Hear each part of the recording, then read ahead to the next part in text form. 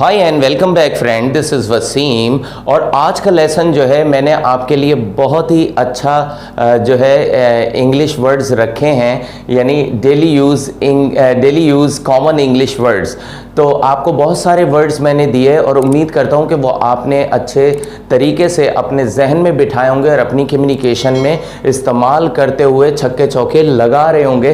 तो आइए आज के लेसन में, जैसे दो वर्ड्स हैं, देखें वर्ड्स जो हैं बहुत इंपॉर्टेंट होते हैं और इनकी अपनी एक इम्पॉर्टेंस है। जब आप छोटे थे तो आपने वर्ड लेके उसको बार बार रिपीट करके फिर आपने उनके सेंटेंसेस बनाए और सेंटेंसेस बनाकर आज जो है धमाकेदार आप उर्दू हिंदी में बात कर पा रहे हैं। बिल्कुल इसी तरह वर्ड्स की अपनी इंपॉर्टेंस है। जैसे दो वर्ड आपने सुने होंगे और उनको जो है सही प्रोनाउंस नहीं करते, उनकी प्रोनाउंसिएशन गलत करते हैं। जैसे एक वर्ड है CLOTH और CLOTHES।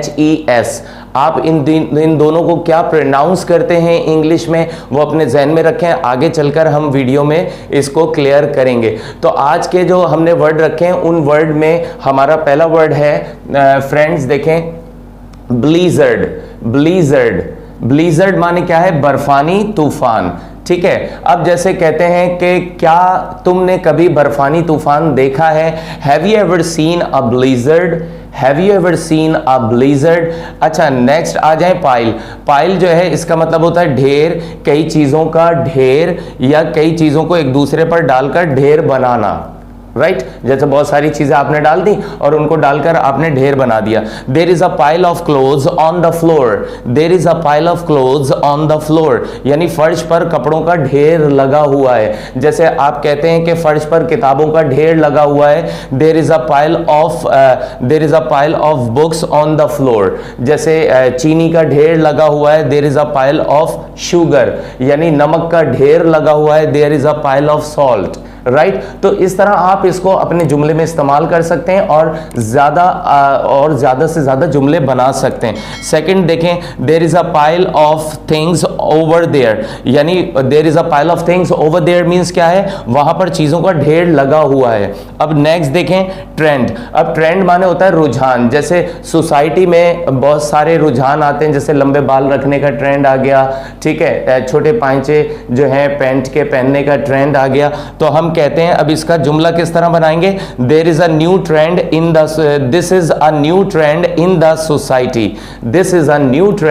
द सोसाइटी, यानी ये मुआशरे में एक नया रुझान है।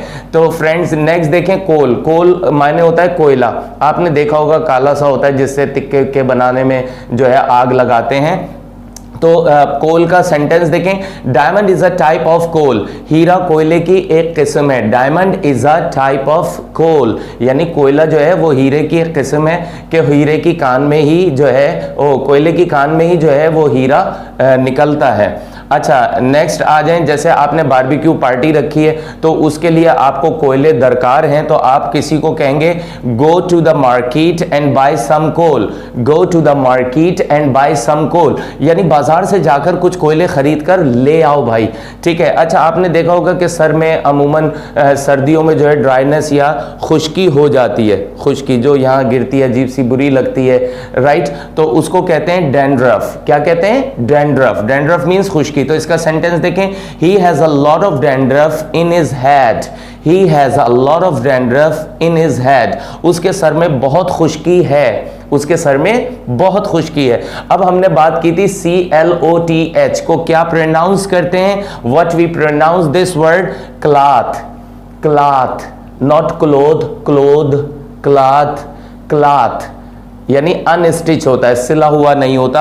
अब आप जाते हैं, you go to the market and you want to buy something, right, and you get the clothes, so someone says that this cloth is not good, यानी ये कपड़ा अच्छा नहीं है। आप वहां जाते हैं, जाके कपड़ा उठाते हैं और कहते हैं यार ये कपड़ा अच्छा नहीं है, तो क्या कहेंगे? this cloth is not good।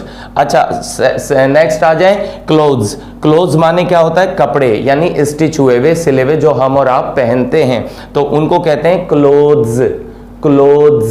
Right, he is wearing good clothes, यानी ही इज वेयरिंग। अब वेयरिंग जो है यहाँ पर दो सेंस आते हैं कि वो अच्छे कपड़े पहन रहा है, लेकिन यहाँ पर हम सेंस देते हैं उसने अच्छे कपड़े पहने हुए हैं। ठीक है, तो यहाँ पर वेयरिंग दो सेंस देता है कि पहन रहा और पहने हुए। जैसे हम कहते हैं ही इज सिटिंग, राइट, वो बैठ रहा है, ये भी मीनिंग होंगे, और वो बैठा हुआ है। ही इज स्टैंडिंग, वो खड़ा हो रहा है, और वो खड़ा हुआ है, तो he is standing, right.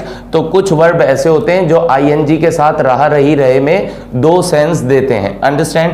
Next sentence देखें, जैसे आप you are working, you are in your room and you are working, and the children come into the room and they start making noise and fuss. ठीक है, वो आ जाते हैं, बच्चे आ जाते हैं, आप काम कर रहे हैं और वो आकर शोर गुल मचाना शुरू कर रहे हैं, तो आप क्या कहते हैं, डोंट मेक नॉइज एंड फस हियर, यहाँ शोर गुल ना करो, यानी नॉइज एंड फस माने शोर गुल। तो इसको जो है आप किस तरह इस्तेमाल करेंगे कि मेक लगा देंगे तो ये वर्ब बन जाएगा डोंट मेक नॉइज एंड फस हियर, यानी यहाँ पर शोर गुल ना मचाएं, शोर ना करें। इच मीन्स, नेक्स्ट वर्ड देखें फ्रेंड, इच मीन्स होता है खुजाना या खुजली होना, राइट। अब why are you itching in your head, यानी तुम्हारे सर में खुजली क्यों हो रही है, या तुम अपने सर में खुजा क्यों रहे हो। Why are you itching in your head, right. Second आ जाए फ्लड। फ्लड मीन्स होता है सैलाब, जैसे जब समंदर चढ़ जाता है, दरिया चढ़ जाते हैं, तो पानी जो है वो इलाकों में आ जाता है और तबाही मचाना शुरू कर देता है, तो उसको हम कहते हैं फ्लड। क्या कहते हैं, फ्लड।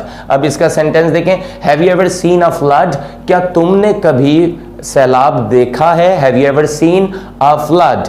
अब नेक्स्ट सेंटेंस देखें, क्या तुम कभी सैलाब में फंसे हो, have you ever been trapped in a flood, have you ever been trapped in a flood, क्या तुम कभी सैलाब में फंसे हो। I hope so that you got this lesson and practice as much as you can and try to memorise all the words in your communication, so you would beautify your communication. If you like this video, so don't forget to like, share and subscribe and press the bell icon to get all the notification of my all videos. Thanks for watching. Take care of yourself. See you next time. Bye bye.